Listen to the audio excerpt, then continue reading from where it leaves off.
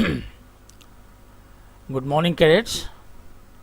I welcome you back for the computer science session for class 11th. And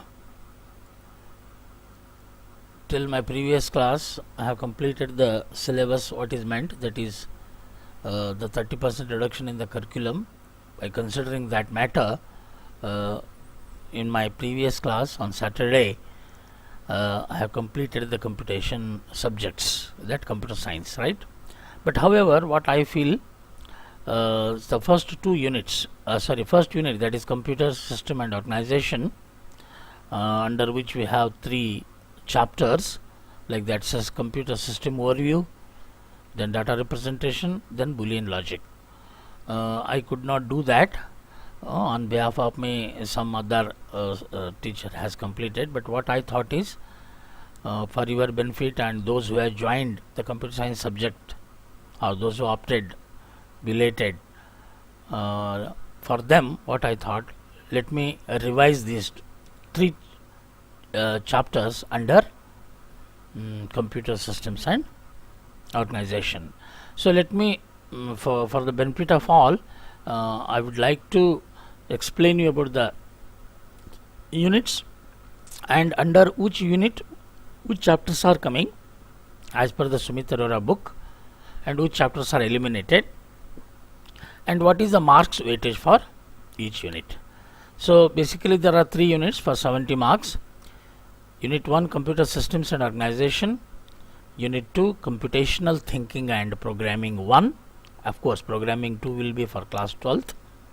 And third unit, that is society, law and ethics. First unit is for 10 marks, second unit is for 45 marks, and third unit is for 15 marks. Now, under this unit 1, computer systems and organization, which are the chapters as per Sumit Arora?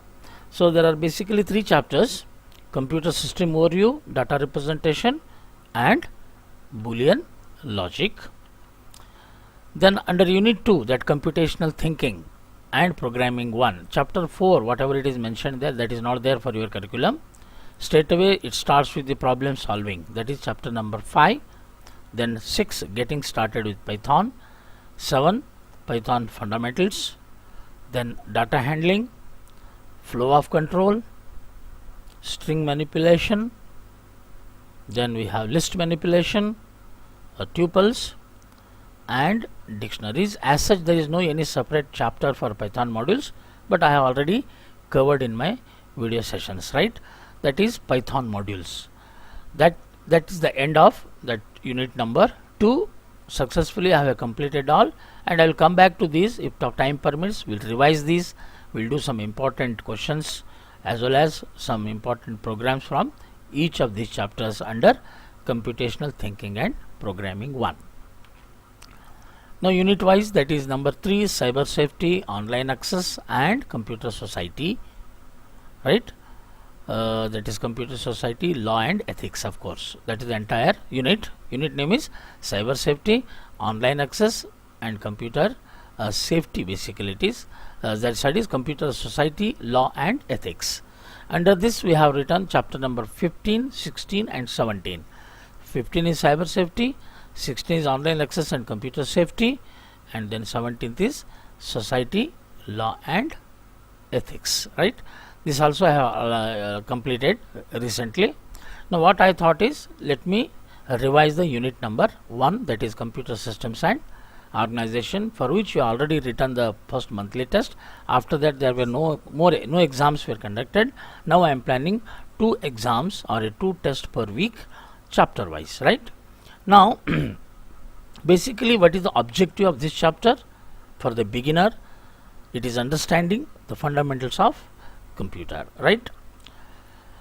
Under that we'll see chapter number 1, computer system overview. Let us see what is this, why we should study this computer science. Okay, our present day life is so automatic that most of the tasks are accomplished with a click of a button. In every sphere of life, machines dominate human efforts. Let us take the case of cash withdrawal from a bank ATM. the user is required to press only a few buttons to authenticate his identity and the amount he wishes to withdraw. Then within seconds the money pops out of the ATM. During this process, the inside working of bank ATM is beyond imagination of the user. Broadly speaking, the ATM receives certain data from the user, processes it, and gives the output in the form of money. This is exactly what a computer does.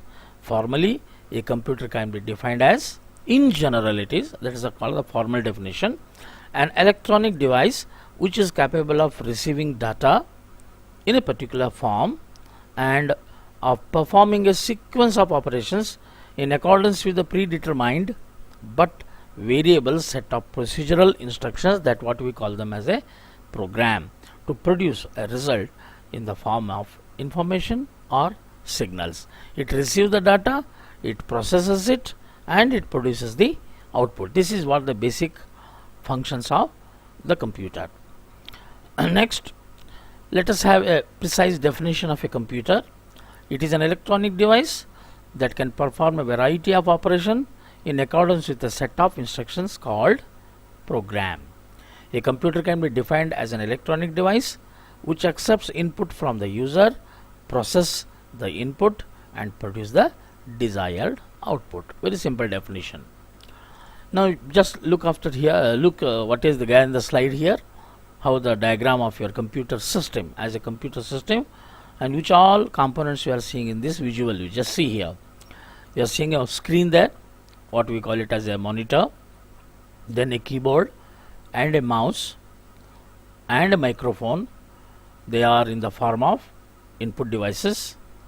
Then we have a speakers, which is an output device. Monitor is also an output device.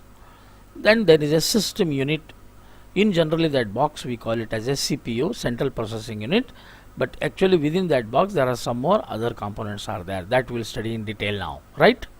So in general, what you can say, a computer system, the basic computer components consist of a input system, a central processing system, that is processing unit what we call, and then the output system.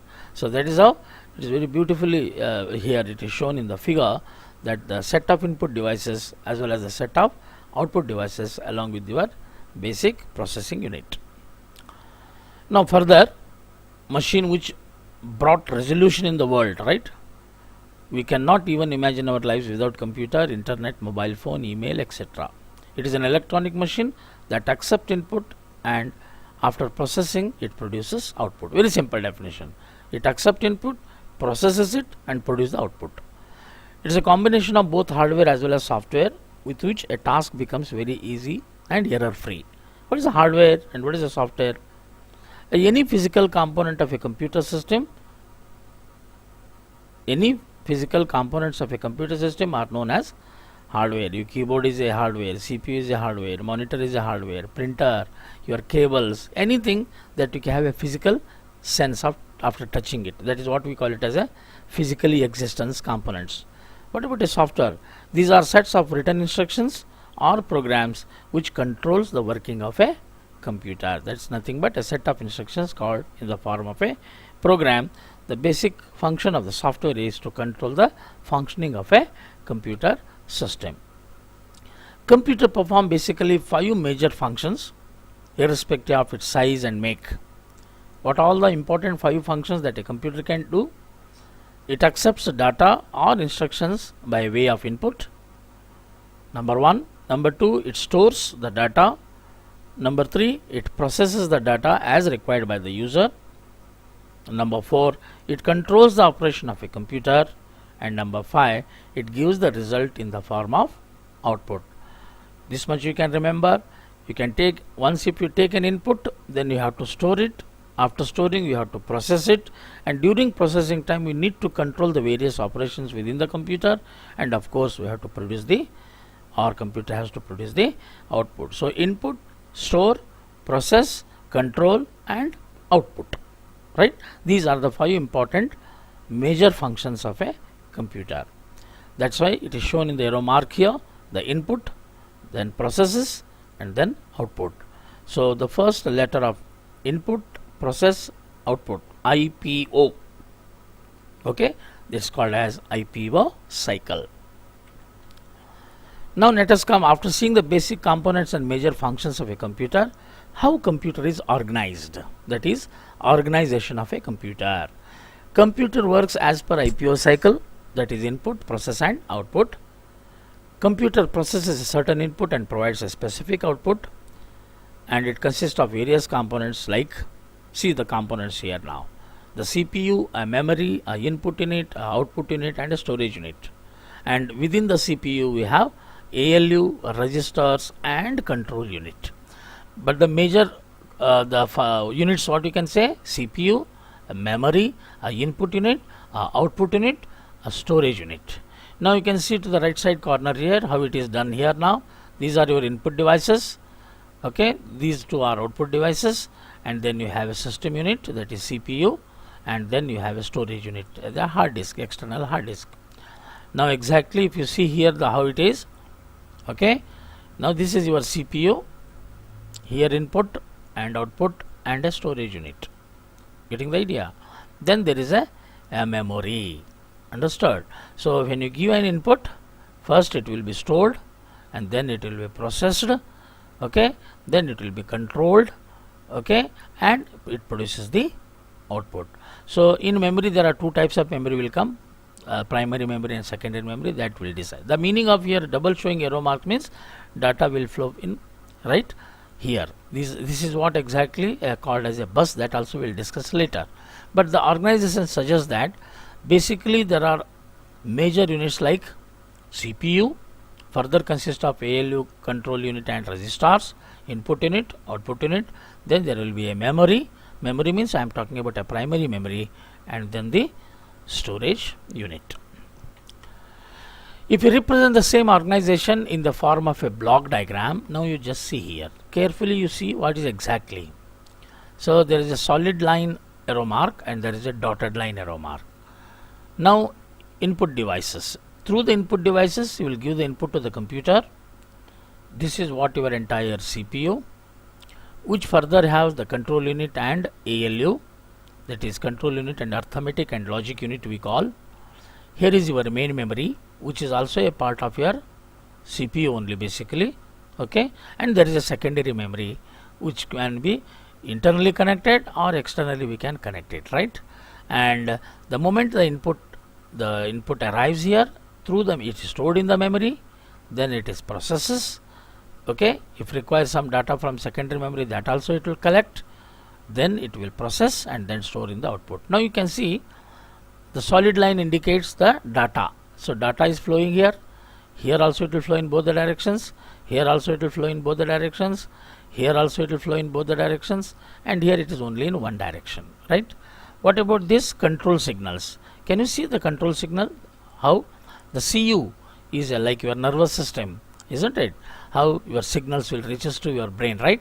Now you can see the CU is controlling input unit, output unit, secondary unit, main memory as well as ALU. In other way you can say that control unit controls the functioning of all other components, right? Because the moment the input is arriving here, control sends a signal to the main memory that some data is arriving, be ready to store. Once if it is stored, it sends a signal to the ALU, it may be necessary to, or it may be processed, be ready for processing. The moment it is processed here, it may also require some more data which is stored in the secondary memory, then it will send a signal here, you also ready to provide the data. When everything is processed here, immediately you will send a signal to the output device, everything is ready now, produced now, output is produced here, everything is processed now, be ready to accept the output, right? That is how it's keep on sending, how your brain will send a signal, okay, to all the parts of your body. That is how the block diagram of a computer, the control unit plays a very important role. In general we can say input unit, CPU, output unit, main memory and secondary memory, right? And CPU further consists of your main memory, your control unit and arithmetic and logic unit. Now about the block diagram, the above diagram describes the basic layout of a computer. It receives data and instructions through input devices which get processed in CPU. and the result is shown through output devices. The main or the primary memory or as well as the secondary or auxiliary memory are used to store data inside the computer. These are the basic components of that computer that each computer possesses. Each of these components exist in various types and variety that differ in shape, size, usage and performances. The user makes a choice according to his specific requirement while purchasing a computer. Now, what is a CPU? Stands for Central Processing Unit, also known as a brain, converts input to output, performs its operations with the help of two its subunits, that is arithmetic and logic unit, as well as the control unit. Now, here also once a pictorial the CPU is shown here, that is a main is called as a microprocessor. You can see here. This is your within the CPU, right? This is your CPU is the main controlling and processing unit of a computer where all the calculations takes place. It is also known as brain of a computer, that just we had, and because it directs, guides and controls working of a computer system. What are the further components? Yes, ALU, CU and registers. What is ALU? It performs mathematical and logical calculations. What is CU? Controls and directs every task. Register, it is a place to store data temporarily for the purpose of correct. In mathematical problems, when you are solving, you will have a intermediate results. That value will substitute in some other equation, then you will get the final result. Like that, before finally it is stored as an output, in between we require some temporary storage devices, that what we call them as a registers, right? ALU performs all the arithmetical and logical operation. What do you mean by arithmetic? Your both addition, subtraction, multiplication are called as arithmetic operations. What are logical and operations? Like your comparison, greater than, less than, equal to, not equal to. That is called as the logical operations, right? CU, control and guides the interpretation of all the data and information. It coordinates the different units attached to the computer system. It takes input from input device and store it in the main memory. Then it sends the data to ALU. If any arithmetic operation is required, after that it is transferred the output to output device. Very simple way of understanding the functioning of computer. Memory. Memory refers to the place where data is stored temporarily or permanently. Input must goes to memory unit, then only any action on it can be performed. Unless and until the data which you are given as an input must be stored, then only it is processed. So, computer memory is basically of two types, primary memory and secondary memory. What is primary memory? Primary or main memory stores information. Okay, it is a part and parcel of the computer. Without primary memory, your computer will not work. Whereas the secondary memory stores the data permanently for future retrieval. It is an optional. It is not necessarily it should be with the computer, and generally the size of the primary memory will be very limited. Only for the purpose of processing we take that, and it is also very costly. That's why it goes to secondary memory or auxiliary memory, where huge amount of data can be permanently stored. Examples are your hard disk, pen drives, etc. Input devices used to give input to computer for processing, maybe in the form of text, images, audio, etc. Example of input devices are keyboard, mouse, joystick, scanner, etc. Now you can say pictorially we have shown here variety of input devices, the physical parts of a computer system which allows data to be entered into a computer. So you can what all you can see. You can see a keyboard, you can see a graphics tablet, you can see a touch sensitive screen. On ATM you are operating, on your mobile you are operating touch sensitive screens. Then the mouse, microphone, digital camera, digital video camera, webcam, trackball generally used for playing games, trackpad, joystick also used for computer games, and of course the scanner to input the images. These are the examples of input devices. Once again it is showed pictorial here. How is the keyboard, how is the joystick, how is the scanner, graphic tablet, webcams, digital camera, microphone, remote control is also input device, a mouse and numeric input, etc. These are all our input devices. Then further explanation of your keyboard, you might have seen these are all keys, functional keys, numeric keys, control key, alt key, enter key, etc. A most common input device which uses an arrangement of buttons or keys in a keyboard. Each Press of a key typically corresponds to a single written symbol. However, same symbols require pressing and holding several keys simultaneously in a sequence. While most keyword keys produces letters, numbers or characters, other keys or simultaneous key presses can produce actions or computer commands. As you know that sometimes an individual key will press, sometimes a combination of key we press to operate the to issue the command to the computer. Then mouses, variety of mouses are shown here. Mechanical mouses, nowadays nobody is using a mechanical process. Okay, there was actually one roll was there that used to rotate on the flat surface. Based on that, pointer of the mouse used to move horizontally or vertically. Now we have optical mouses, all may be wired or wireless. A mouse is a pointing device that functions by detecting two-dimensional motion related to its supporting surface. The mouse's motion typically translates into the motion of a cursor on a display, which allows for fine control of a graphical user interface. A mouse primarily comprises of three parts: the buttons, the handling area and the rolling object. Using left button of the mouse, different operations like selection, dragging, moving and pasting can be done. With the right button, we can open a context menu for an item if it is applicable. What about a scanner? It is a device that optically scans images, printed text, handwritten objects, documents or an object and converts it into a digital image. Joystick is an input device consisting of a stick that pivots on a base and reports its angle or direction to the device it is controlling. Many people use the joysticks on a computer games involving a flight, such as Flight Simulator. Joysticks are often used to control video games and usually have one or more push buttons whose push buttons whose state can also be read by the computer. Touch sensitive screen, a display screen that is also an input device. The screens are sensitive to pressure. A user interacts with the computer by touching the pictures or words on the screen. You may see it as a kiosks installed in various public kiosks, means in railway station you might have seen, isn't it? Somewhere wherever you want the information, you can press and you can see. That's what we call it as a kiosks. Okay, installed in various public places like ATM machines, railways PNR checking machines, etc. Of course, the microphone used to input audio data into the computer. They are mainly used for sound recording. Output devices display the output to the user either in soft copy or hard copy. Soft copy output appears on monitor, whereas hard copy on printer. Various output devices: monitor, printer, speaker, as well as the projector.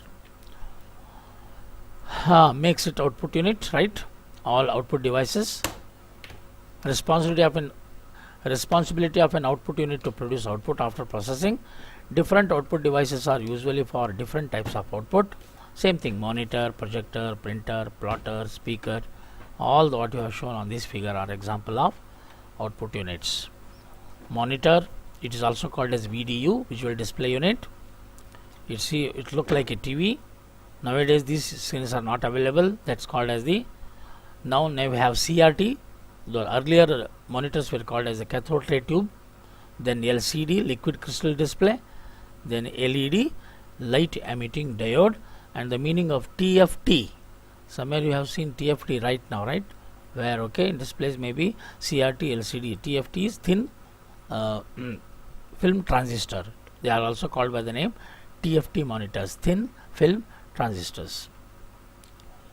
It produces output, various types of printers, dot matrix, a ribbon and a hammer technology. Nowadays it is almost outdated. Only in some places, where in hotels as well as in canteens and all, you can see while printing a bill. Somewhere in medical shops also they will print and give this. Then we have inkjet or a deskjet printer, right? Creates a digital image. Then laser printer, laser technology, various types of printers they are. Then we come to the memory of computer. Memory refers to the place where data is stored temporarily or permanently. Input must goes to memory before processing it. I already explained you primary memory and secondary memory. The main memory is also divided into, the primary memory itself is further divided into two types, RAM and ROM. a random access memory, and a read-only memory. Another name for RAM is also read-write memory, primary memory, main memory, right? And ROM is also a main memory. Okay. Now let us see what are the difference between RAM and ROM. Memory is often known as primary memory. If the only term used memory is understood that it is primary memory. It is not like human memory because data stored in this memory automatically flushes out with power cutoff, which cannot recover later. It is also known as volatile memory. Every memory location has a definite address. The smallest unit of memory is called as a bit. 8 bit is 1 byte, 4 bits equal to 1 nibble, 1024 byte equal to kilobyte, 1000 kilobyte is 1 megabyte, and etc. etc. etc. That is terabyte. Okay. The total time taken to access a data memory is called as memory access time. That we will see later, the definition of that. Now you can see how the RAM looks here. It is the working memory. Right from the booting of the computer till the computer is shut down, this memory is in use to store all the operations done by the computer. It is used for primary storage in computers to hold the active information of data and instructions. It holds the data temporarily, that is called as volatile. Data is lost when power is off, right? The connection between memory and its environment is established by data input, output lines, address lines, control lines, which is used to direct the only limitation of RAM is that it is a volatile in nature.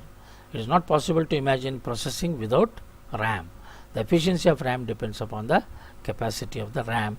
RAM supports both read as well as write. That's why it is also called by the name read-write memory. What about the ROM? You see, it's called as read-only, used to store the instructions provided by the manufacturer, which holds the instructions to check basic hardware, interconnections, connectors, and to load the operating system from the appropriate storage device. Sometimes ROM is called as the firmware. The meaning of firm is the firmware stands in between hardware and software. The implementation of software on hardware is called as a firmware. It is a bridge between hardware and software. Why it is called as a firmware here? The data is stored permanently on it, so it's non-volatile. For example, some kind of standard instructions are stored by the manufacturer in this ROM. Best example you might have seen the music Casio, where whenever you want to play some music, some beats will be ready-made bits you can play. So those are stored in a ROM. Understood? That's why it is called as the firmware. Implementation of software on hardware is known as the firmware. Remember, it is only read. You cannot alter anything. You cannot write onto it. And of course, it is a non-volatile memory. Data is stored more or less permanently. Name implies only for reading, used in situations when we know that information needs not be changed. There are various types of ROMs are there. Read-only memory, programmable read-only memory, erasable programmable read-only memory, electrically erasable programmable read-only memory. ROM, PROM, EPROM, and E²PROM. The basic difference between RAM and ROM you can just find out.